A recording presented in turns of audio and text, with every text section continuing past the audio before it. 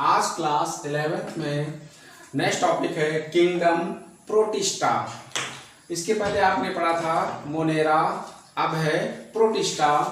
बच्चों प्रोटिस्टा क्या होते हैं? जब 5 किंगडम क्लासिफिकेशन बताया था उसमें नंबर 2 पर था प्रोटिस्टा, नंबर 1 पर मोनेरा, फिर प्रोटिस्टा, फिर फंजाई, फिर प्लांटी, फिर एनिमेलिया। तो प्रोटिस्टा क्या होते हैं? ये यूकैरियोटिक होते हैं।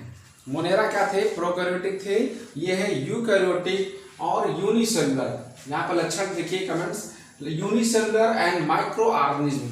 ये जंतु क्या है? यूनिसेलुलर यानी एक कोशिकीय होते हैं और सूक्ष्म जीव होते हैं। माइक्रो ऑर्गेनिज्म मतलब सूक्ष्म जीव यानी माइक्रोस्कोप से ही दिखाई पड़ते हैं। तो इसमें क्या होता है? ये यूकैरियोटिक होते हैं, अर्थात इसमें केंद्रक, माइटोकॉन्ड्रिया, गोल्गी बॉडी, ये सारे कोशिकांग वेल डेवलप और विकसित होंगे, सारे कोशिकांग इनमें पाए जाते हैं। तो प्रोटिस्टा मीन्स क्या होगा? प्रोटोजोआ से संबंधित है और इसमें कुछ क्या होते हैं? डायटम्स, कुछ शैवाल भी आते हैं, प्रिमिटिव स्टेज के शैवाल भी आते हैं। जैसे आपका डायटम्स यहाँ पर लिखा हुआ है डायटम्स, तो कुछ इसमें शैवाल भी होते हैं, वो भी आते हैं। और क्या है इसमें? एक्वेटिक लिखा है, अगला पॉइंट एक्वेटिक। पैरासिटिक, एक्वेटिक मतलब जलीय, ये जंतु जल में यानी पानी में पाए जाते हैं, नम स्थानों पर, गीली मिट्टी में पाए जाते हैं। जैसे अमीबा, अमीबा क्या होता है? गीली मिट्टी में होता है या तालाब में पाया जाता है। तो ये क्या है? एक्वेटिक मतलब जलीय जंतु होते हैं। और पैरासिटिक, कुछ जंतु क्या होते हैं? पैरासिटिक मतलब जो परजीवी होते हैं, अर्थात दूसरे एनिमल्स या जंतुओं के ऊपर वास करते हैं या मनुष्यों में होते हैं और बीमारियां फैलाते हैं, उनको हम परजीवी कहते हैं। जैसे plasmodium vivax, plasmodium falciparum, entamoeba histolytica, entamoeba gingivalis, और आपका क्या है? जियार्डिया और ट्राइकोमोनास वेजाइनालिस। ये सब क्या होते हैं? परजीवी होते हैं इस ग्रुप के, जो बीमारियां फैलाते हैं मनुष्यों में। ये यहाँ पर लिखा है नीचे आपका प्लाज्मोडियम, ये प्लाज्मोडियम है, एंटमीबा और एंटमीबा जिंजीवैलिस, एंटमीबा हिस्टोलिटिका होता है और एंटमीबा जिंजीवैलिस, और क्या है? ट्राइकोमोनास वेजाइनालिस। तो ये जंतु इनमें इस ग्रुप में रखे गए हैं, आते हैं, तो बीमारियां फैलाते हैं, यानी परजीवी के रूप में होते हैं। ये जो मैंने बना रखा है यहाँ पर देखिए, ये तो परजीवी नहीं है, ये क्या है? परपोषी है। यूग्लिना है, पैरामीशियम है और अमीबा है। तो ये जंतु क्या है? परपोषी। लेकिन इसमें यूग्लिना क्या है? ये स्वपोषी, यानी स्वपोषी और परपोषी दोनों के बीच की कड़ी है। अर्थात यूग्लिना को जंतु और वनस्पति के बीच की कड़ी भी कहते हैं। क्यों कहते हैं? क्योंकि इसमें क्लोरोप्लास्ट होता है, क्लोरोप्लास्ट इसमें पाया जाता है। क्लोरोप्लास्ट। अमीबा एक ऐसा जंतु है जो तालाब में होता है, पानी में होता है और जंतुओं को खाता है, छोटे मोटे प्लैंकटन को खाता है। अगर वो जंतु उसको नहीं मिलते हैं और उसको भोजन की आवश्यकता है तो ये क्लोरोप्लास्ट की उपस्थिति में अपना भोजन स्वयं बना लेता है। जैसे पौधे प्रकाश संश्लेषण करते हैं और अपना भोजन बनाते हैं, तो ये यूग्लिना भी प्रकाश संश्लेषण की क्रिया कर लेता है। अर्थात यूग्लिना जंतु और वनस्पति के बीच की कड़ी होती है, कनेक्टिंग लिंक है दोनों के बीच की। तो ये क्वालिटी इस यूग्लिना के अंदर है। अगला है प्लाज्मा मेम्ब्रेन्स और पेलिकिल्स। इन जंतुओं में प्लाज्मा मेम्ब्रेन्स मतलब कोशिका झिल्ली होती है और पेलिकिल, यहाँ पर एक शब्द लिखा है पेलिकिल। पेलिकिल क्या होता है? जो शरीर की संरचना और आकृति को बनाती है, आकृति का निर्माण करती है कि उसकी आकृति यानी शेप कैसा होगा उसका। जैसे यहाँ पर देखिए यूग्लिना का शेप निश्चित है, पैरामीशियम का शेप निश्चित है, चप्पल के स्लीपर के आकार का होता है पैरामीशियम। तो इन दोनों की आकृतियां निश्चित है, दोनों की शेप निश्चित है। लेकिन यहाँ पर बना है अमीबा। अमीबा को कैसे बना दो टेढ़ा मेढ़ा, और इसकी कोई आकृति नहीं होती है, अनिश्चित इसकी आकृति होती है। क्यों होती है?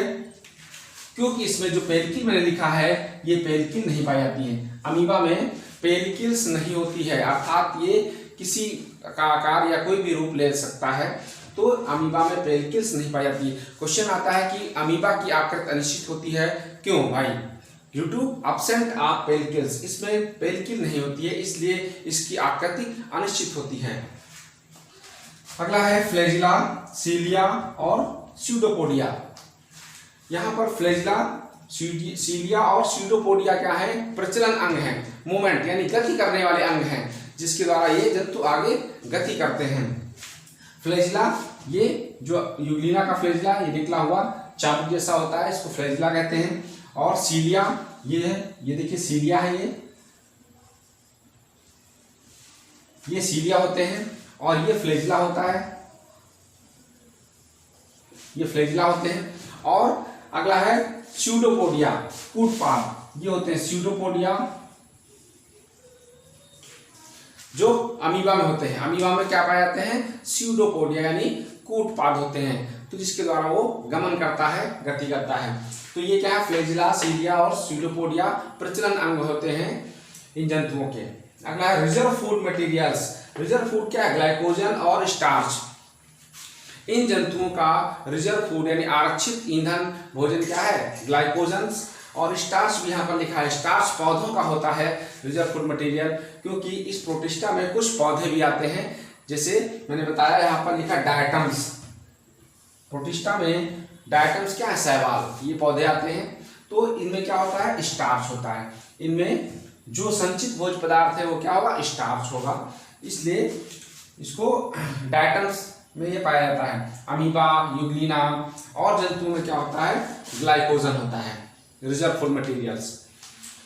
रिप्रोडक्शन एसेक्सुअल एंड सेक्सुअल, यानी इसमें जो जनन होगा वो अलैंगिक जनन होगा और लैंगिक जनन दोनों प्रकार से पाया जाता है। अमीबा और पैरामीशियम में खासकर अलैंगिक जनन ही होता है, विखंडन द्वारा, द्विविभाजन द्वारा, यानी अमीबा के कई टुकड़े अगर कर दिए जाएं तो उसमें से हर एक टुकड़े से नया अमीबा बन जाता है।